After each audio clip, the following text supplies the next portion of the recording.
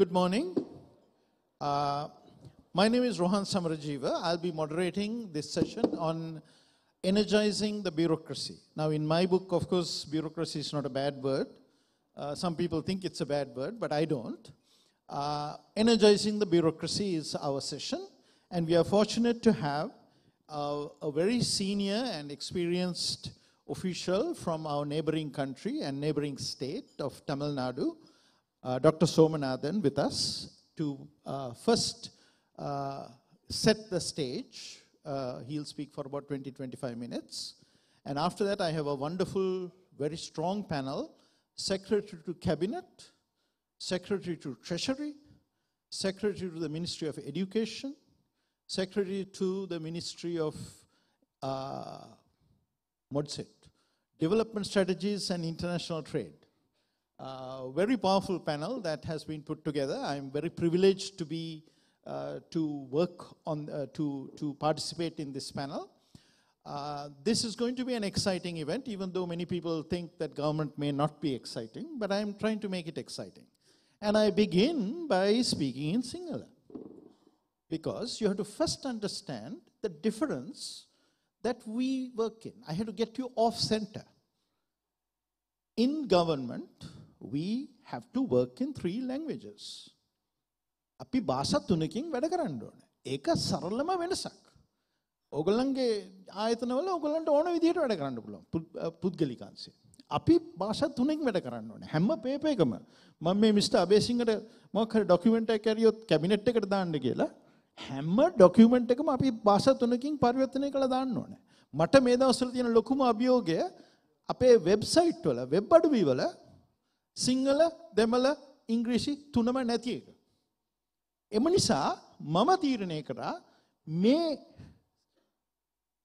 පැයකමාර අපි භාෂා 2කින්වත් වැඩ කරනවා කියලා.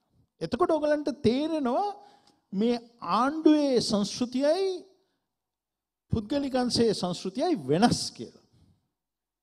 So we will switch back and forth.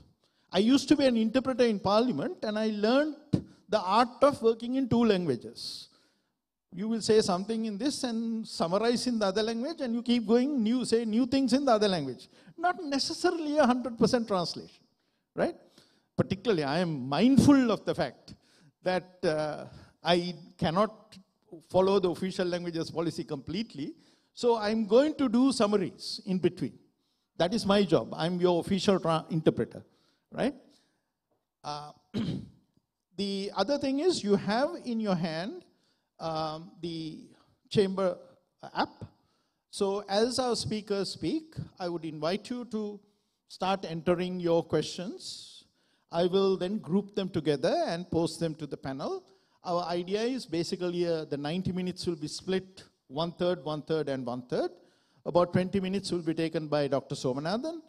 The panel discussion will take another 25 minutes or so, and then you'll have another 30 minutes. So in terms of announcements, we will not be formally introducing. I will simply mention their names. You know, you have a faculty book. මේ එක එක්කෙනාව මම තනිතනියම අඳුන්වා දෙන්නේ නැහැ. කරුණාකරලා ওই faculty book එකේ බලන්න මේ ඒ අයගේ තියෙන විශිෂ්ට සුදුසුකම් ඒකේ සඳහන් කරලා තියෙනවා. Now I would like to invite Dr. Somanathan to set the stage, giving us some international experience. Thank you, sir.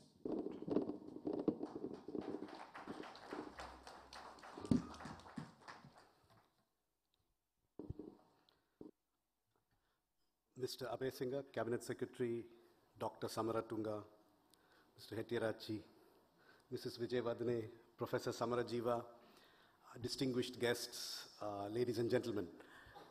I'm very, very pleased to be in this beautiful island. It's my first visit to this country. It's so close to home that you always think you can do it later. I finally did it today.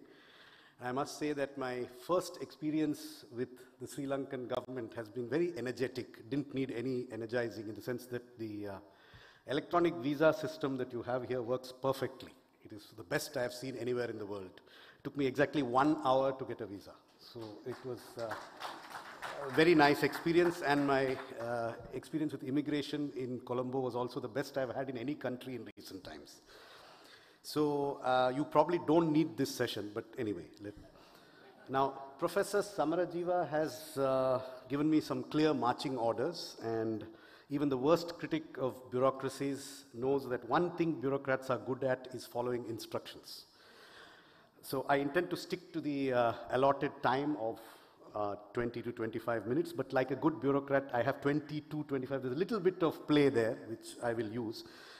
Now, bureaucrats are generally perceived to be well behind the times, and I'm going to strongly confirm that presumption by not using PowerPoint. So the topic we have before us is energizing the bureaucracy. Now, that contains some kind of implication that something is lacking. As a guest in Sri Lanka, the first thing I wanted to do is to make it very clear to you that this is not a Sri Lanka specific issue.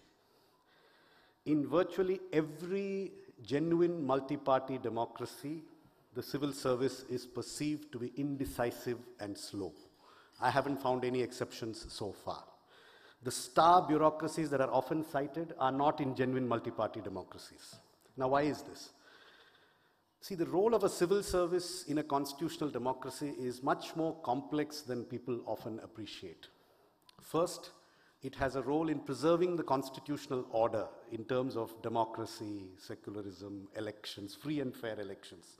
Second, it is expected to be impartial in its dealing with citizens and not show favoritism on the basis of caste, religion, language, region, not show favoritism based on whether you are ruling party or opposition party, not show favoritism based on whether you pay bribes or don't pay bribes. That's what's expected of a civil service, a good civil service.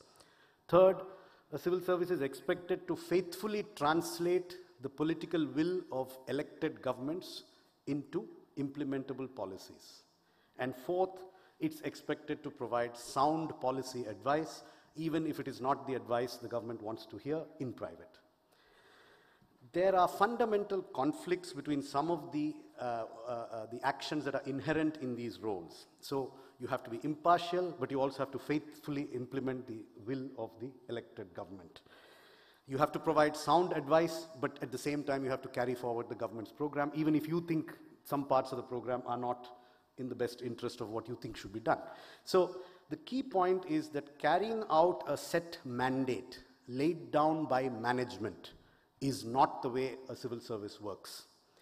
And so the civil service is sometimes expected, it is part of a civil service servant's role to say no to its own management. And that is not something that is easily appreciated outside the system. And private sector performance appraisal techniques, which are sometimes thought of, I know Mr. Narayana Murthy, the managing director of the Indian IT company Infosys, had at one time suggested that the solution to all the problems of the bureaucracy in India was to copy Infosys performance appraisal system and everything would be fine. I can tell you it won't. He's wrong. And in fact, because if we subjected civil servants to a system that's based on goal setting from the top and with hire and fire, you would soon lose your best civil servants in no time. So energizing the bureaucracy in a democracy cannot be achieved by simply copying best practices from the private sector, however much we may think that that's the solution. And some of those best practices would actually be worst practices if applied in the civil service context. Therefore, the problem of energizing the bureaucracy is a complex one. It needs solutions that need to be crafted to the situation that we face. Now, in the remainder of this talk, I will refer to a few real-life situations that I've dealt with. I will then use them to draw some general conclusions, hopefully of wider application, including in Sri Lanka. I'll ask you to excuse my use of anecdotes, but Professor Samarajiva in his marching orders has said that you would actually prefer anecdotes, so I have made it a little personal. And some of the general conclusions that I draw may not flow from the limited examples that I provide, because the time I have is short. So, let me start with one of the most challenging jobs that I held in my 31-year career in the, most of it in the government, was when I was asked to head the Chennai Metro Rail project, which was to create a metro rail system for the city of Chennai.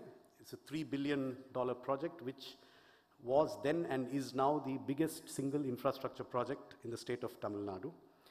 So there were a number of challenges: financial, technical, land acquisition, resettlement of slum dwellers, procurement. I'll touch here only on a few of them with a view to drawing some broader lessons. When I took charge of this project, the biggest concern that I had and what I saw as the biggest single risk was that we needed to acquire about 200 hectares of land in and around the city of Chennai, which is a very densely populated part of India. I felt this was my single biggest risk, and this was what would actually make or break the project in terms of time and cost overruns. So what we did is, we had a report from our technical consultants, who were mainly railway engineers. We sat down with that report and we decided to look at the land acquisition requirements street by street in 500-meter installments. So we'll look at every 500 meters. I sat in personally on it with a team of specialists and non-specialists. What we found was that the plans the consultants had given us were based on technical optimization. So the lines were as straight as possible. The curves had as little curvature as possible, so that the trains could run as fast as possible and at lowest energy consumption. But they had taken land acquisition as an exogenous variable, that somebody would acquire the land, so we'll take the technical route through the city. But this had greatly increased the amount of land that we required for that particular project. So what we did is that we did about 60 minor changes in the alignment. Each of them was probably technically suboptimal, but we actually cut the land acquisition by 60% because we avoided many of the pieces of land that had been required by making a slightly sharper curve or dropping one exit somewhere. So things like that. There were 60 minor changes, but we saved approximately 60% of the total land requirement. We also then went into the issue of which sections were underground and which sections were elevated. Again, we found that the choice had largely been made on the basis of reducing construction costs wherever possible. We decided to change some of that too, because some of the elevated stretches were causing very difficult resettlements in slum areas, and by going underground we could actually avoid the resettlement completely. And while the cost went up, because underground construction is about twice as costly as elevated construction in a metro, sometimes 3 times as costly, we actually made the project much less risky by avoiding the most controversial stretches in our project. So we overall ended up reducing land acquisition risk dramatically. Costs went up slightly at the time of planning, but in fact, because in India, no land acquisition ever ends with the acquisition. It always goes to court, and 20 years later, the price we pay is much higher than the price we pay initially. In actual terms, we saved money. We also faced a lot of technical challenges. Now, one of the problems we face in government is that we cannot afford to pay we can't pay the highest prices for technical talent. So one of the things we did was that we brought in people on, who were willing to volunteer, real top-notch technical experts, using one of the commodities that we do have at our disposal, which is prestige. So to give you one example, we had a person who had taken early retirement from the World Bank, who was an expert on transport systems, and his elderly mother was in Chennai, so he was interested in being in Chennai. So I offered him a deal where I gave him the title of Technical Advisor to the Chennai Metro Rail project. We said that whenever he got a World Bank or ADB consultancy, he could go. We wouldn't stop him because I can't afford to compensate for that. And for the rest of the days, we would pay him the highest chief engineer's salary on a daily rated basis, which I'm allowed to do. He was quite happy to do it. He made tremendous contributions to our project. He was just one of several that we brought on board who were not part of the bureaucratic system. And they made very good contributions. Another big challenge we had was procurement. Now, one of the things that I noticed while doing this project, I had done some infrastructure projects earlier too, is that we normally specify requirements for tenders based on the buyer's perspective. That is, we, the government, are the buyer, and we lay down specifications based on the buyer's perspective. Nothing wrong with that. The buyer is the one buying, so we should get what we want. But sometimes we unwittingly insert conditions that are based on rules of thumb or internal bureaucratic norms that can actually unwittingly exclude some suppliers. And it's not even deliberate. So for instance, in the Chennai Metro, for very big tunnel tenders, each of the tunnels was 1,200 crore Indian rupees. I believe you do know what a crore is, a koti in this country. We use that in India a lot. So for each of these tenders, we had specified that the contractor needed to show availability of 200 crore rupees of working capital and should have done 5 kilometers of tunneling within the previous 3 years. What we did is, before we actually put out the specifications, we had, I mean, it's quite normal to do this, we had a pre-bid meeting, but in this pre-bid meeting, we actually put out very tentative specifications, and I personally sat in on these were very important tenders for us. And what we heard was that if we put it at 200 crores, there were 2 or 3 suppliers who would just fail, because they were at 180, 190 crore. The 200 was really something that was a round number that we chose because we wanted approximately 1.5 to 2.5 months cash flow. We had put it at 2.5 and we could easily go to 1.5. Similarly, we had said 5 kilometers because each tender was supposed to do 6 kilometers. We could easily make it 4.5. So by making some minor tweaks of this kind, we actually increased the competition for our tender substantially. Many more bidders became eligible, as a result of which we actually got prices in the Chennai underground tender that were lower than previous tenders in Delhi. The Delhi Metro is much older than us, but we actually got some rates that were very good, and that is primarily because we got competition. Let me now turn to a very different type of assignment. This was when I was the Additional Secretary in the Indian Prime Minister's office, which is a staff job. As a staff job, you are there to help your boss do what he expects to get done. But in more concrete terms, the job in the Prime Minister's office is to play a coordinating role in ensuring the effective implementation of government policy. The first issue that I faced, or I mean, that struck me in the face more than I had ever seen it before, even in my long career, was the tremendous structural fragmentation of the Indian government. So on every single issue, there were so many people that had to be involved. So if you were trying to do tax reform, you have the economic policy view on tax reform in terms of how to encourage investment, how to promote the right behaviors. Then you have the revenue view of tax reform, which is very important, by the way, because government needs to collect revenue. And then you have the balance between these two. And then you have the economists who say that fiscal deficits must be kept low, so revenue needs to be high. Within the revenue perspective, we had a big separation between the Direct Taxes Board and the Indirect Taxes Board, both of them independent secretary-level officers. Within the indirect taxes, there was the customs versus the central excise. So tax reform had so many actors, and to get all of these actors to come together and get something done was very difficult. Transport, there's a person in charge of road transport, somebody in charge of rail, and maybe less pertinently, somebody in charge of civil aviation. But road and rail are so closely intertwined that having separate ministries makes it very difficult to integrate. Energy, we had a coal ministry, a power ministry, and then we had a non-conventional power ministry. So you had these three who not necessarily seeing eye to eye all the time. On procurement policy, you had a finance ministry which wanted things to be as cheap as possible. You had a commerce ministry which said, look, the WTO allows you to do domestic preference in government procurement. The US has a Buy America Act. Why don't we have a Buy India Act? So again, you have these conflicts between different sections of the bureaucracy. So in each of these cases, each of the points of view is valid. It is a valid perspective, but the problem is that when you create structures around these perspectives, the disagreements are not necessarily based only on the merits of the issue. The disagreements are often driven by turf wars. So it's my turf versus your turf, not necessarily what is in the collective interest. So now this fragmentation has also been increased, I would assert, by promotion of internal bureaucratic interests, where you get more posts of secretary, therefore more posts of additional secretary, therefore more promotions, therefore more posts, and so on. But what that has done is, while it may increase efficiency of implementation, it has greatly reduced the integration of policy making.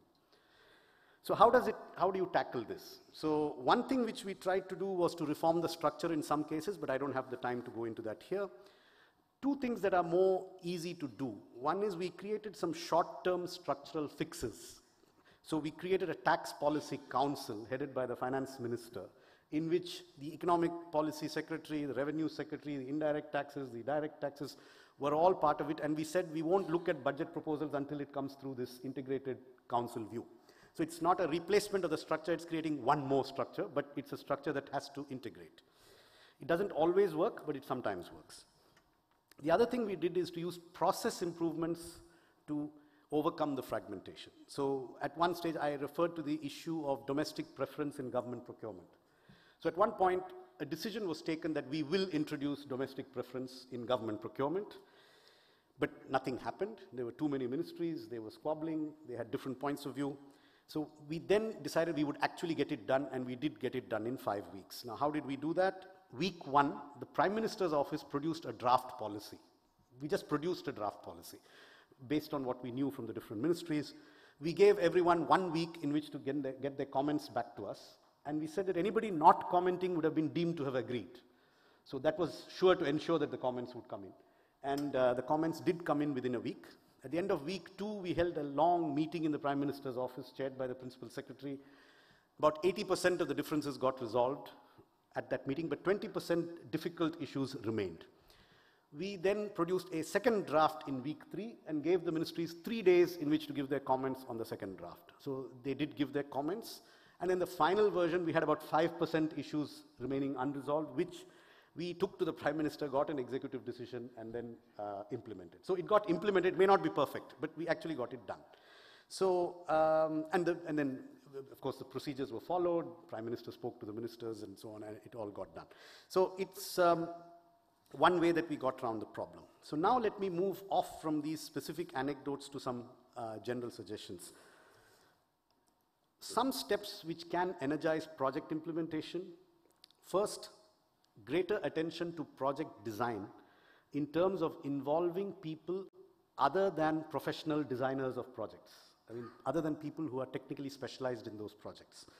And factoring in implementation issues and the perspective of implementers before you finalize the design. I think this is a practice that I think usually produces good results. Second, don't leave technical decisions to technical people. Technical decisions need the inputs of technical people, but they also need the inputs of people who actually have to implement projects.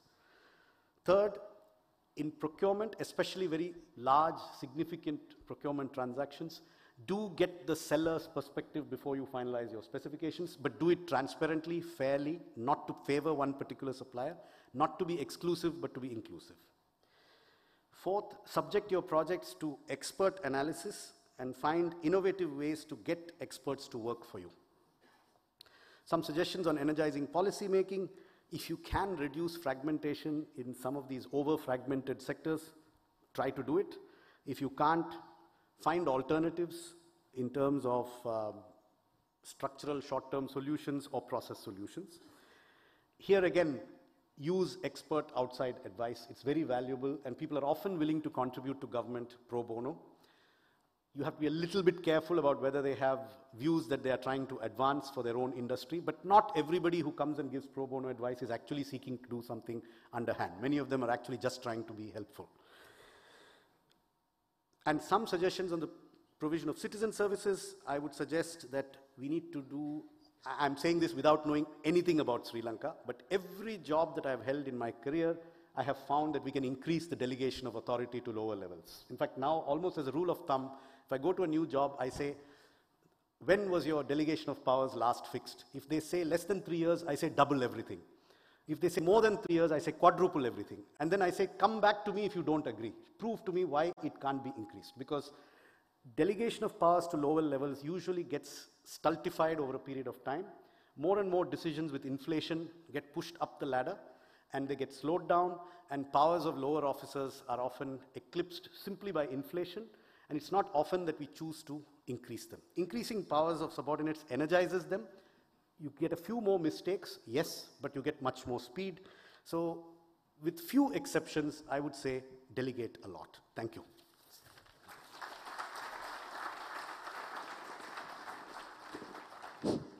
Thank you, Dr. Somanathan. That was a very useful laying out of the ground of the issues that distinguish. I think the most important thing is government is different from the private sector.